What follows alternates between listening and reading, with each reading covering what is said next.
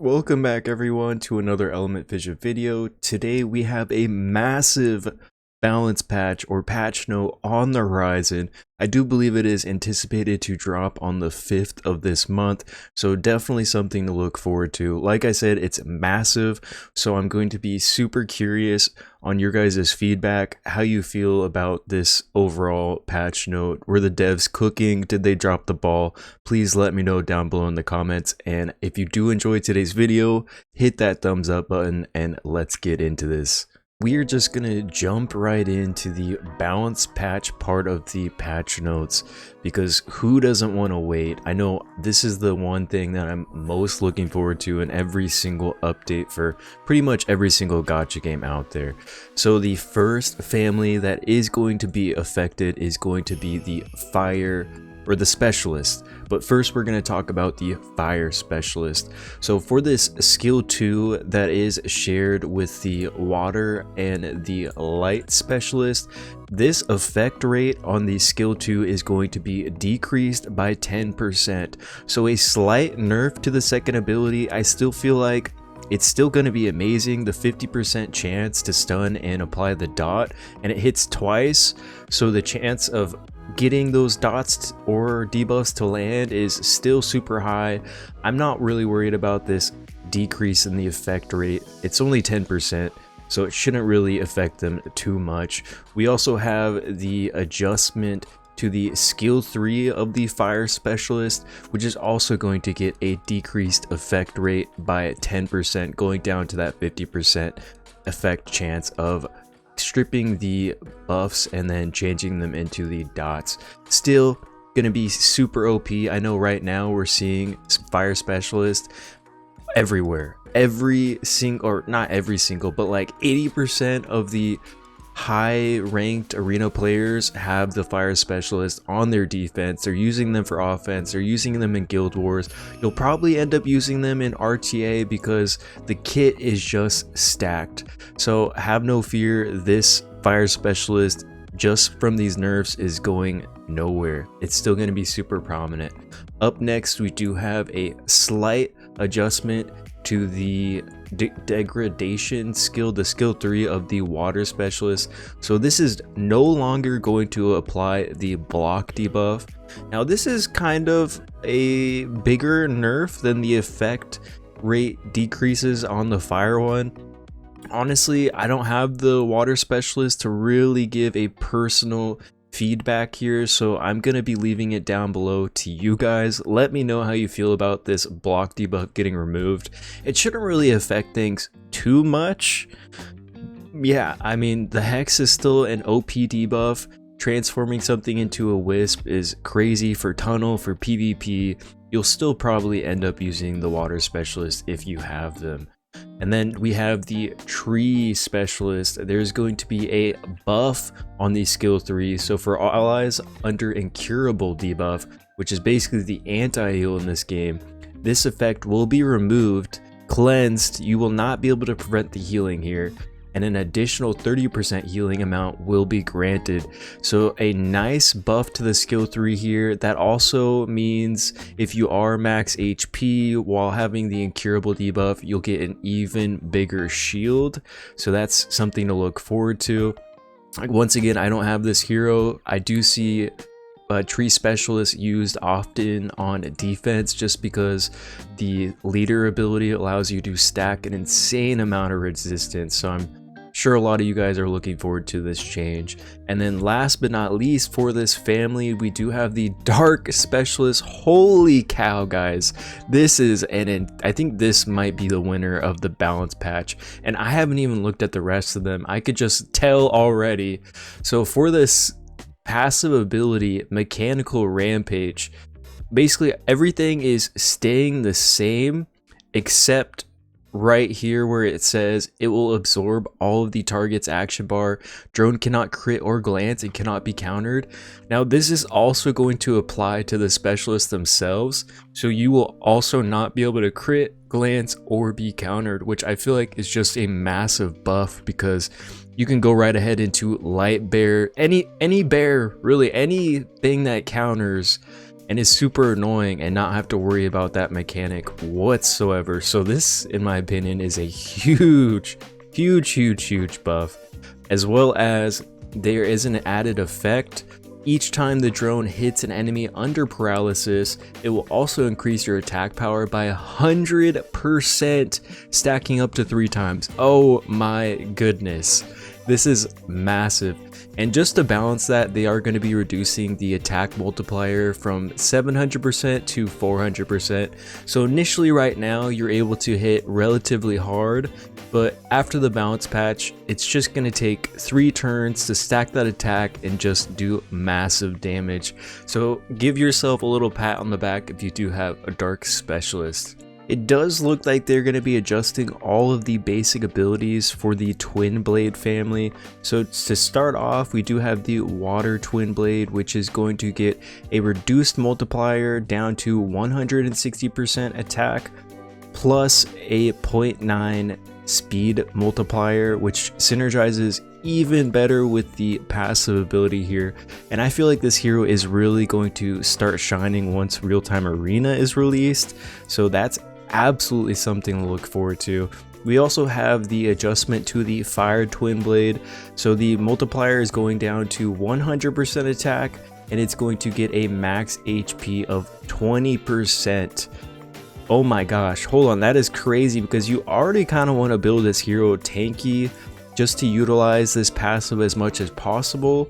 So getting that additional multiplier with max HP is going to be a wonderful adjustment. I'm sure all of you Fire Twin Blade owners are definitely looking forward to it, because personally, I mean, really, right now, you're just using this hero for the leader skill and the passive ability. So having the potential of being able to build tankier and also keeping that damage threat available is going to be a nice adjustment, in my opinion.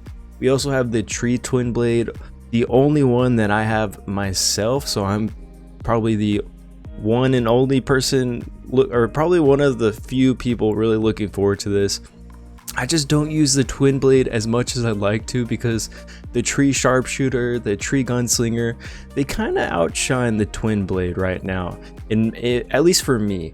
So we do have the adjustment. It's going to keep the 260% attack multiplier, but it's also going to get an additional multiplier with 100% of the defense, which is great because it's going to synergize with the passive ability.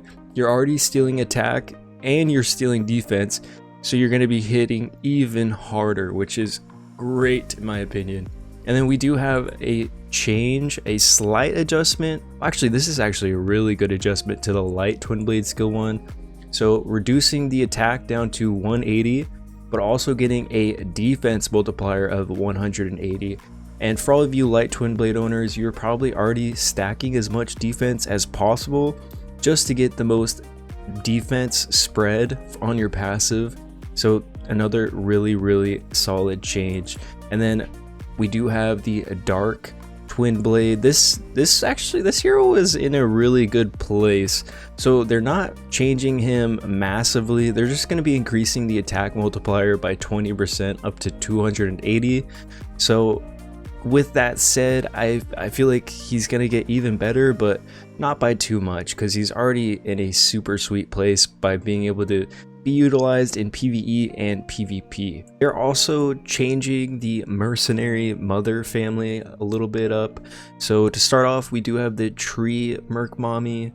For the basic ability, the added effect does give her the 20% ignore defense, but that is going to be changed to an increase of 50% action bar. So 15% action bar is just going to help you cycle your skill 2 even more so. And also maybe if you're under a control effect or have like a defense down debuff on yourself, that's also going to help you cycle out of those debuffs. So that is not too shabby, not like an insane buff by any means, but let's take a look at the next one. It looks like we do have a adjustment to the skill 2. Well, not necessarily an adjustment, but a new effect. So for the skill 2, remove all debuffs on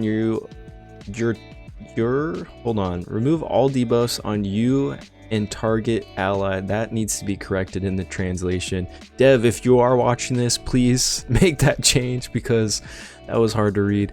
And grants 1 turn invincible each. When targeting yourself, the duration is increased by 1 turn. So now there's like a new effect, I think, and it's gonna grant yourself 1 turn of invincible and attack the enemy, applying or extending the 1 turn of taunt, which does synergize with the passive ability, at least for the water one, and the damage is going to increase based on your defense, and it's going to deal extra damage to targets with lower defense, which typically is going to happen because this is a defense scaling hero. So most of the time, if you are going to be able to, like for offense where you can enter a controlled environment, you can definitely just pick who you want to attack and most likely just go for the hero that's less tanky or less likely to be built on defense, and you'll be seeing a little bit bigger damage. And then also they're going to be reworking the passive ability, it looks like.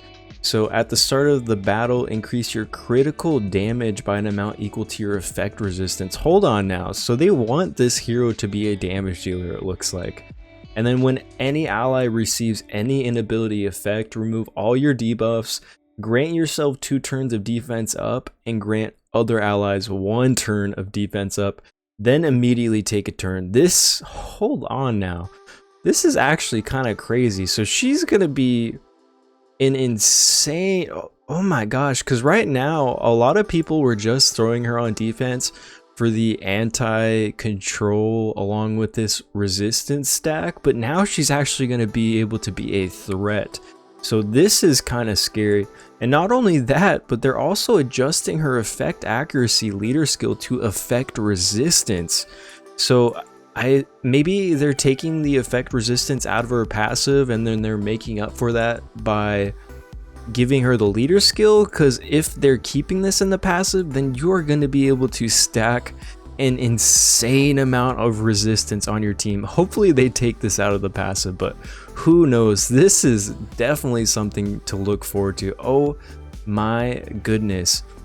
So not only was that skill 2 adjustment for the water merc mommy, but it was also for the light skill 2. And then also they will be changing or adjusting the declare war by a little bit. The chance of glancing hit right here, currently it's 30%. It's going to be increased by 10%. So just a minor buff, but maybe a major buff with the adjustment on the skill 2 as well, plus the skill 3 adjustment. Not only that, they are going to be changing the leader skill from effect resistance to effect accuracy to have a little more synergy with applying this taunt debuff on your opponents. So, oh my gosh, you know, maybe I misspoke earlier. Maybe the Mercenary family is the winner of this balance patch. Holy cow, I feel like the water one at least is going to be massively changed after this update. We do have a couple well-deserved nerfs to the fire and light war nerfs. Their skill 2 does have that 100% action bar increase, and that is going to be reduced down to a 50% action bar increase for both of these elements. Honestly, I don't feel like this is even going to change anything outside of being able to cleave with your tree bookworm. I know a lot of players were doing like ultra fast fire war nerfs and then skill 2ing into tree bookworm for a nice little cleave in PvP, but outside of that, I feel like this adjustment does not hurt them whatsoever, and honestly it just puts them in a healthier spot of the meta, because currently they are just so absurdly strong that something had to change. And those nerfs are going to lead us into the anticipated nerf that I knew was gonna happen when I put out that dark bookworm video. If you guys saw it, I hope you abused this hero as much as possible, because we all knew that this day was coming. So it does look like the skill 2, the multiplier is going to be reduced. Well, actually the attack multiplier is going to be increased to 80. The speed multiplier is going to be reduced down to 1.2. So maybe instead of being on that speedier side, you're going to have to just add more attack to make up for that multiplier adjustment. Who knows? I'll definitely be testing it as soon as the update goes live, but you know, we all knew this was going to happen. And not only that, but they are changing the passive ability. So when you have all 3 effects, your attack will ignore the passive skills of all enemies except the boss. This is going to be adjusted to no longer ignores the passives of all enemies, only ignores the passives of light attribute enemies. So still extremely useful against the light bear defenses, but you're not going to be able to ignore like the water spear passive when he goes in the core form. Before or right now, you could just completely negate that. He would just die straight up. And honestly, you know, that I guess it wasn't super balanced, being able to cleave every single defense in the game. So maybe this was welcomed, but we all knew this was going to happen. There are some slight buffs to the light and dark sky police heroes. So for the light sky police, they're going to be changing the leader skill from arena attack to arena defense, which is great because now it's going to actually synergize with the hero's kit. This is a defense scaling hero, so this is great. This is super amazing. I don't have the light sky police to give personal feedback, but I'm sure all of you guys are even more excited to be able to do more damage with this hero since it does scale with defense. And then we also have the dark sky police. They're going to be changing the leader skill from a guild attack percent to a guild defense, which is amazing. I do have a territory war video coming out soon where I do showcase a comp that I do like utilizing this hero with, but oh my gosh, this is huge because I love using this hero with the dome fighters, and even more defense means even more damage. The gunslinger family will also be touched in this balance patch. So to start off, we do have the water gunslinger, and it does look like the warning shot passive is going to get a change, a little bit of a change. So increasing the action bar does not require critical hit. That's actually really nice. So because right here, each time a critical hit occurs, increases the action bar. Just removing this condition alleviates the stat requirements a little bit. Well, yeah, that's a great, and the amount has been increased from 10% to 15%. So eliminating this critical hit condition, increasing the action bar from 10 to 15, and then also grants 2 turns of speed up, has been adjusted to grant 1 stack of nullify. So I wonder if more people are going to be using this hero in PvE. There's like kind of a similarity between this hero and the fire gunslinger with this action bar increase. Yeah, I don't know. I guess, you know, if you are pairing him with cooldown reduction heroes like the robos, the tree turtle, you'll be able to utilize this skill 3 a little more often than what it says 4 turns. So you'll be able to make use of that action bar increase a little bit more, while also being able to deal some nice damage, I guess. I don't know. We'll have to see how this adjustment impacts the popularity of this hero. And then we do have a slight nerf to the Magnum Tornado skill 3 of the Tree Gunslinger. The damage is going to be reduced by 10%, which honestly I feel like isn't going to do very much. I mean, for all you guys that do have the Tree Gunslinger, make sure you're farming Abyss and Juggernaut as much as possible, because maybe you won't be able to after this nerf. So it's definitely anticipated because of how OP this hero is. He's literally used for every single Abyss and Juggernaut element outside of the fire stages. So I'm sure a lot of us could see this coming. And then we do have an adjustment to the light gunslinger. So currently there's a 15 speed increase. That's going to be changed to 15% critical increase once you do 6-star him. I'm actually looking forward to this change so much. I put skill ups into my light gunslinger and I was honestly so freaking disappointed. So not only will they be changing that 6-star effect, but also they're going to be reworking the passive. When attacking, there is a when attacking, there's a chance to ignore 45% of the enemy's defense. The activation rate is going to equal your luck rate. So I don't know how I feel about this actually. 45% does not sound like a crazy amount. Maybe they're hoping that you use the ignore defense set for that additional 25% ignore defense, which will bump you down up to the 70%. But also, I don't know. Right now, this hero doesn't really require a lot of stats outside of luck, attack, and HP. But now it looks like with this rework, you're going to be wanting to build him with luck, crit rate, crit damage, attack percent, maybe some speed. He's going to be super stat heavy, so we'll see if that 6-star effect does help alleviate those stat requirements. And not only that, but they are going to be changing the dungeon HP leader skill to dungeon crit rate. So who knows, maybe this will put him in a better spot. Personally, I was not using him as much as I'd like to. I know some people are using him for light bear counters because, you know, he can't crit, and then also he wasn't able to be crit against if you had high enough luck with this second part of the passive. But who knows, maybe he'll be doing massive amounts of damage with that ignore defense rework, so we'll have to see how he is after the update. They will also be buffing the Demolitionist passive for the Firebomb Man.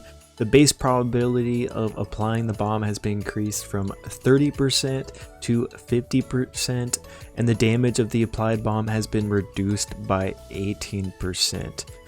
So, plant a bomb to target with a... I see. Okay, so it looks like, yeah, there we go. So it is initially 30%, but it is going to be 50%, and then that's gonna, jump up to 70% because he gets 20 from skill ups. So that, I mean, I guess that's nice. More reliability with applying this passive bomb. Personally, I mean, I haven't even touched this guy. I know a lot of the bomb men are really good. I built the light one. I built the dark one. I love those guys. I know the water one is super amazing. I see him everywhere.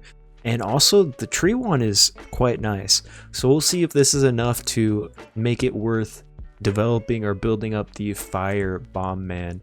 You guys will have to let me know if any of you guys have this guy built up.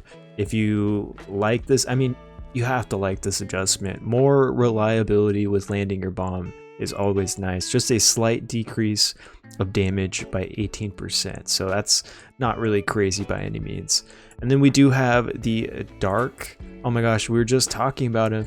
For the passive, this is going to be reduced the cooldown by 1 turn, which is, oh my gosh, this is I felt like this guy was OP already, but going down to a 3-turn cooldown, being able to ignore all buffs, that means immunity, and then proccing an additional turn, he's going to be able to cycle his skill 2 so freaking much. If you guys are curious how to use him, I do have him showcased in my next Territory Wars video, so make sure to keep an eye out. Make sure you're subscribed so you get notified when that does drop. But wowza, I feel like he did not need this, but thank you devs, I do appreciate it. Oh my gosh, this patch does, oh my god, the balance just does not end. Holy cow, it's still going. We're on to the bear family now. So it looks like for the passive ability, the effect of increasing the action bar has been reduced from 50% to 40%. So a slight nerf here. Still super usable. Nothing's really going to change outside of the fact of being able to cut into like a cleave a little bit easier. Now it's just gonna, maybe you're gonna have to add some additional speed to your tree bear, and that's pretty much it. And then also there's going to be a rework to the dark bear passive. So when attacked, there's a 10% going up to a 20% chance to glance and automatically cast, oh my gosh, I can already tell this is amazing, automatically cast hibernate when you are glanced against. So there's going to be some synergy if you do pair dark bear with like a light pirate. Oh my gosh, there's going to be some crazy shenanigans going on. You guys thought light bear was bad, wait until dark bear meta, holy cow. And then while in sleep state, you can still act, and after attacking on your turn, you have a 35% chance to perform 3 additional attacks. At the end of the turn, randomly increase your action bar by 0 to 50%, and the damage of this skill is increased by 30%. Holy cow! I already felt like when this passive procced, he hit super hard, but now they're increasing it by 30%. Whoa, this is going to be crazy, guys. And we have a much needed buff to the Darkwisp catcher.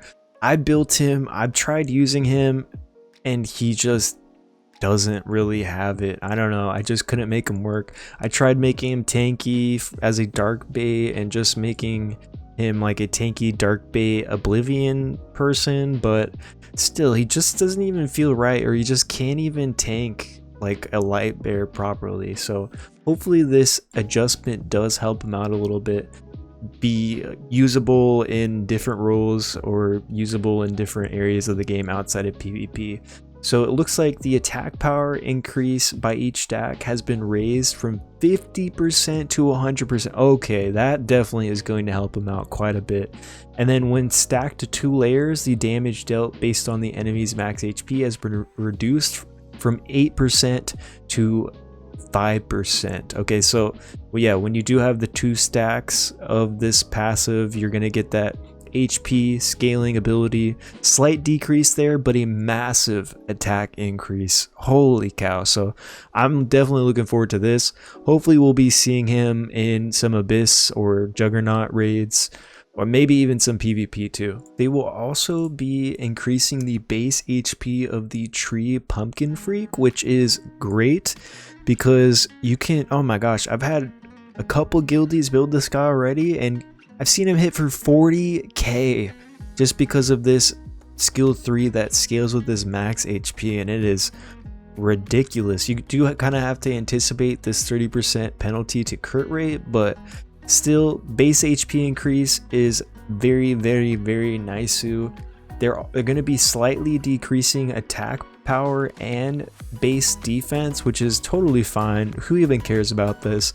Pretty much you're just making this guy as tanky as possible HP wise, and then giving him some crit rate, maybe even some speed, and watching him nuke every single thing, all things.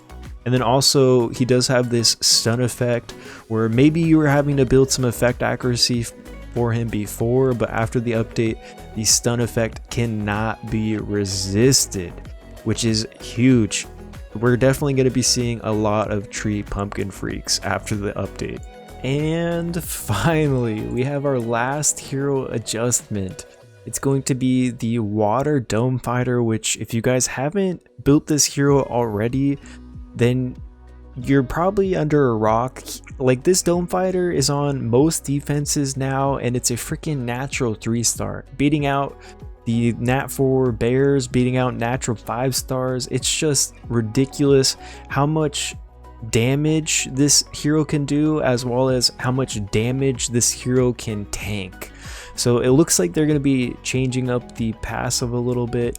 The damage increase from each stack has been reduced from 30% to 22%.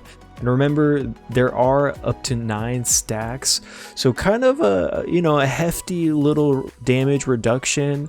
But also I feel like this hero is still going to be super prominent. That's not like a crazy damage reduction. You're still going to be able to deal some damage while being tanky, while having that chance of stunning. And yeah, I feel like this hero is still going to be utilized. And then they're also going to be nerfing the damage reduction from each stack down from 9% to 6%. So, you know, maybe, I don't know, I feel like this hero is still going to be in a good spot, just not insanely OP as it is right now. And since that wrapped up the hero balance patch, I'm just going to throw the patch notes up on the screen so we can go over them together. So it looks like there's a feature update for the shop, and it looks like for the gem shop, the price for purchasing energy and arena coins has been reduced from 50 gems to 40 gems. Very, very needed. Thank you, devs, for listening to the community. It definitely didn't feel like the refreshing was worth it, and this is for both energy and arena coins, making you have even more buying power or value for your gems spent. Great change. For the workshop exchange, it does look like they're going to be adding unripe power beans, which can be exchanged once a week for 40 elemental dust. To get this dust, you're going to have to dismantle natural 4-star heroes, so make sure you're saving any additional duplicates that you have that maybe aren't super worth using right now. I don't know. Personally, I haven't been exchanging for elemental dust, but maybe after this update I will be. And then we also have a change to the event shop. The 2-star wisps sold by the vendor have been adjusted from level 20 to level 1, and the price has been reduced from 5 experience capitals to 4. So a great change. I know they tried adjusting this in our last patch, but they kind of reverted it just because it kind of felt like we were being ripped off. So by them reducing the cost of these wisps, I think this is a great direction. It does look like they're going to be adding flash events. I know right now it feels like the current event system is a little lackluster just because of how long they take and the reduced or limited amount of rewards that you can purchase based off of the limited currency that you can earn daily. So this is definitely something to look forward to. The first update will include 3 types of events. More will be added in the future. Great news. There's going to be a gear reinforce event. The open period is twice a month, with the first session from the 10th to the 13th and the second session from the 25th to the 28th. During the event, reinforce gears to earn event points. The points earned vary based on the level enhancement, and when the same substat is enhanced multiple times in a row, additional points can be claimed. Hopefully the rewards in this shop are good. Hopefully they give like additional energy, gold, just some resources to help us continue playing the game. Not only that, we do have an Elamon training event. The open period is from the 15th to the 20th of the month. During the event, enhancing, evolving, and upgrading skills of Elamons will earn event points. So this means, guys, save your resources for these specific events, because otherwise you're going to be out of resources. So this is definitely something to take out of, or something similar if you have played Raid Shadow Legends, where you aren't going to want to use your resources outside of events going forward if you want to be as most efficient as possible. And last but not least, it does look like there's a crazy dungeon event. The open period is every Monday and Tuesday. Okay, so very often. During the event, challenge the crazy dungeon to earn points. The specified type of dungeon will rotate with each opening. Okay, so once again, definitely taking notes from Raid Shadow Legend, where they have farm X dungeon and get rewarded with X items. So definitely something to look forward to. They will be adding a boost pass, and this is kind of something I referred to in my last video, the best time to farm, where the developer mentioned to me that they will be adding the event or in-game bonuses as cards to purchase in future events, and I think this is what he was referring to. So a boost pass is a special item purchased through the flash shop event. Using the passes grants various buffs. Use these items to help you complete the flash event faster and better. So there's going to be an energy pass where it reduces consumption in specified areas by 20%, lasting for 6 hours. There are a total of 4 types: story levels, crazy dungeon, abyss dungeon, and mental fortresses. There's going to be a luck pass. Increase the luck rate by 30% when dropping specified attribute gears or gear modifiers. This is going to last for 50 battles, and there is going to be a total of 5 types: water, fire, tree, light, and dark. Next up, there's going to be a wisp pass. Increases the number of wisps obtained in story levels by 1, lasting for 6 hours. Also a trade pass. The selling price of gears is increased by 30%. This is great. I really like this because I know all of my friends, me and my friends, are out of gold. So I'm definitely looking forward to this. And then last but not least, a double drop pass. The drop rate of specified types of gears or modifiers is doubled, lasting for 3 hours. Now, hopefully these passes are purchased with the event points and not like real life money. And if that's the case, then this is definitely something to look forward to. Oh my gosh, thank you developers for listening. You are doing an amazing job. A selection assistant feature is going to be implemented. So a brand new support feature that requires completing a challenge to unlock. The challenge is located in the Ice Punch KO category and must be completed after passing the boxing club with a luck rate of over 150%. So an quick introduction, this feature requires players to set the evaluation level for each stat in the battle preparation interface. Once set, when the luck activates and 2 or more gears or modifiers drop in a single battle, the system will automatically determine and select the best drop reward. Players can control the volume of this function by adjusting the auto volume. Okay, so it looks like there's going to be a filter for your drops, and you can automatically set it to pick the highest rarity drop and not even worry about claiming it in your mailbox or claiming it after the battle. So this is going to be super helpful for campaign farming. It's going to reduce the amount of clicking that you have to do. So this kind of system is definitely a great quality of life. There's also going to be a pick method feature. The system will generate evaluation values for each drop based on the evaluation levels you set for different gear types and stats. So just another little filter system to help reduce the amount of clicks that you have to do after your battle when you are claiming your rewards. Here is a quick little sneak peek on that drop system, what it's going to look like, how you're going to be able to open your items and what you're going to sell. And yeah, this is just a quick little sneak peek for you guys. And just to do like a little summary, at the end of repeat battles, a unified settlement panel will pop up, displaying all the drops at once, allowing you to sell them in bulk. Chest claiming, when the selection assistant is enabled, the situation requiring you to choose rewards will be significantly reduced. Like I said, just less clicking for us overall. So very, very, very nice quality of life update. And it does look like there's gonna be like a slight change to luck bonus. So in light of the reduction in energy prices, the addition of items that increase the drop rate of specified gear types, and to eliminate the error rate of system assisted selection, as well as to reduce the selection difficulties for new players in the early gameplay, it has been comprehensively considered that when luck is activated, the additional drop gear types will be consistent with the first dropped item. For example, when a swift gear drops in battle, all additional drops from luck will also be swift type. Oh my gosh, I don't know about you guys, but this kind of sounds OP.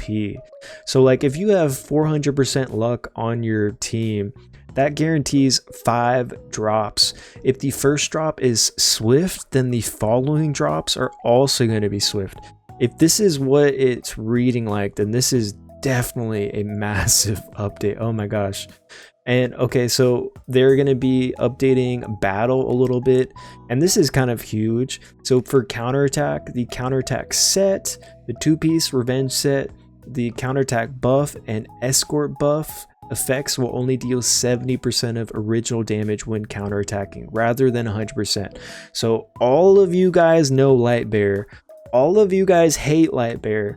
Hopefully going forward, Lightbearer will be doing a less absurd amount of counterattack damage. And it's not only just Lightbearer, but you know, Lightbearer is just such a menace with those counterattacks. He can solo 1v3 teams and it's just ridiculous. So hopefully this nerf to counterattack will also, you know, indirectly nerf all of those crazy revenge heroes out there.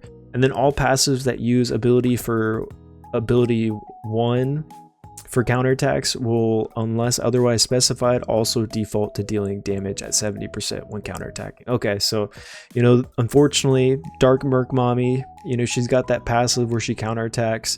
If she does have that shield, that will also have a reduced damage. So, yeah, you know, I'm not super looking forward to this, but I feel like for the health of the game, it's definitely much needed. And then for Echo Set, some attacks that previously did not trigger beneficial effects on friendly units during Echo Proc can now trigger them.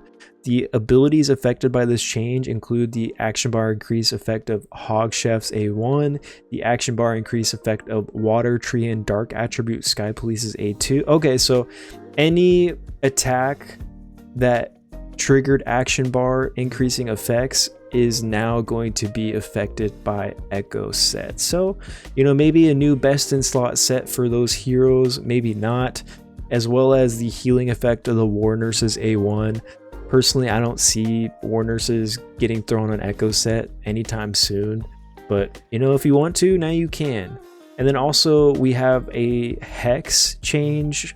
If an enemy in a special form undergoes a Hex, such as the core form of the Spear Sage or the detonation form of the Tree Bomb Man, it will now correctly return to its pre-Hex state when the Hex ends, rather than losing its form. So this is definitely nice. If you're hexing like a Water Spear and it was in the Sphere Sage or the Core stage or whatever, it's going to go back to that. It's not going to completely miss out on that. So that's definitely nice. And then it does look like they are going to be changing a little bit more. So we've got Escort, the issue where this effect incorrectly transferred bomb damage has been fixed. The effect will now operate correctly as described, transferring only damage from attacks. So before, if you put a bomb on someone with Escort, that damage was transferred to the hero that has the Escort ability versus the hero that had the Escort buff on them. And now it will just completely ignore that. Now it will do the damage on the Escort target. So maybe another way to counter Escort is by bringing in those bombers. And then also we have Provoke. All bosses that are immune to taunt will now also be unaffected by the Provoke effect. Hold on now. Hopefully this doesn't mean in Tunnel, the boss stages, you will not be able to taunt them with the Dark Giant, because that's kind of a nerf to him. And that kind of makes me a little sad, because that was a way to get through those annoying boss stages. So maybe not something to look forward to. And then we have a change to bomb. So bomb damage can no longer ignore maximum damage limit effects, such as the A3 of Light Dome Fighter, maybe the passive ability of the Fire Barbarian. So that's definitely a buff to those guys. And then a change to replay due to changes in Elmont attributes or skills. All battle records except Lost Tunnel will be cleared. So everyone's hard work, everyone's grinding for those records will be cleared, and you'll have to do it again. For Spreader Abyss Dungeon, it does look like they're going to be making it so you have to bring in actual AoE damage. I know some players were just completely ignoring this mechanic because of how much damage they were doing to the boss, and now you have to follow the gimmick for this specific content. And it looks like they're going to be reducing the difficulty of Mental Fortress, but also kind of increasing it. So they're reducing some of the stats for the boss, but also increasing the damage he deals when there isn't 3 frontline units, which might ruin our current strategy for Juggernaut, where you kind of go 6 heroes on one side and then 2 tanks on the other side. So maybe this strategy isn't going to be viable after the update. Who knows? We'll have to see. But it does look like for these stage drops, they're going to be changing that up a little bit to where right now, if you do fail without clearing the boss, you get 0 rewards. But after the update, you're going to be rewarded based off of the phase that you cleared. And obviously, if you do clear the boss completely, then it's going to take away the lowest quality reward, which in this case would be green quality items. And then also they're going to increase the gold by 30%. And I know you guys were looking forward to this massive quality of life increase. Chats, okay? They're going to be adding a message filter, which is definitely muy bueno, very nice, much appreciated. And also for guild messages, it's going to increase the history up to 100 messages, because right now it just wasn't a lot. And then for ads limit, which just means to reduce spam, they're going to make it so players registered as guests must reach level 10 or link their account before they can speak in the world channel. I know there's a lot of spam going on already, so hopefully this helps reduce that. And then also for strengthening, the interface is going to be improved. You can now select stored elements as materials for enhancement or evolution. This is great because I don't know about you guys, but I kind of hated taking the time to go to my storage, throw in my storage mons back into my regular box so I can use them as materials. So now hopefully we can just skip that step. And then also for XP capsules, now you can infinitely fill during enhancement instead of just using the 5 capsules at a time. This is very nice. I like the quality of life. And for inheriting, hold on, it looks like there's going to be inherit nerf. Apparently people are abusing the inherit system and now it's going to cost 100 gems. Oh my gosh, guys, make sure you're inheriting before the update. 100 gems is not cheap to prevent abuse during territory war. Who the heck was even using that? I haven't even heard of this strategy, but I guess it was being abused, so definitely inherit before the update, guys.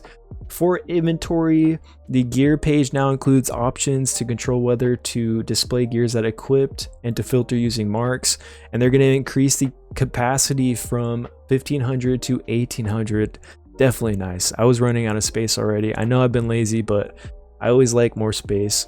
The item page now divided into 3 sub-tabs to distinguish between usage items, material items, and collectible items. Okay, that's great as well, just to keep everything a little bit more organized. For territory war, defense record, if neither the attacking nor defending side is a member of your guild, the attacking side's lineup will be hidden to protect the details of the defensor, and viewing the battle replay will be restricted. Interesting. Hold on now. So right now you can basically just see everything. So I'm curious if this helps the defense tower out a little bit more, because right now you can just straight up look at what teams have won the defense and you can just copy pasta that and go easy mode. And the next step, we have interface improve. When the halftime break begins, players who attempt to initiate, they'll receive a warning. That's great because before you just like lost an attack.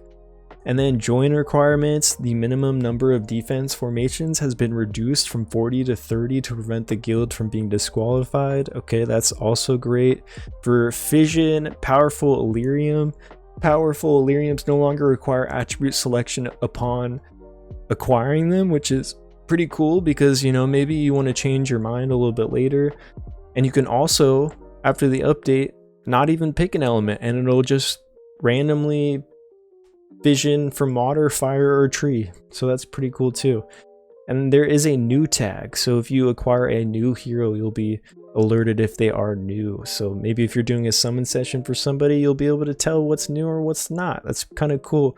And then for all the other updates, guys, there's just a bunch of bug fixes for errors, translation issues, and that is pretty much the majority of it. I don't really see anything too amazing. I guess the profile page now displays the player's support element avatar. That's kind of cool, but other than that, these are just a lot of issue fixes. And yes, the duration of gear removal pass has been extended from 6 hours to 12 hours. Super great. Oh my gosh, this balance patch, or this patch note, was freaking massive, guys. I hope you enjoyed it. I hope you didn't fall asleep while we were reading this off to you. And I'm just curious about your feedback, what you think. I know a lot of players are in that, should we keep playing Element Fission? Should we not? There's a lot of games on the horizon. Honestly, the game is going in an amazing direction. I am just super appreciative for these hardworking devs. Hope you guys liked the video. Make sure to hit that thumbs up button, and if you want to see more future videos, hit that subscribe button, and I will see you guys in the next one. Happy gaming.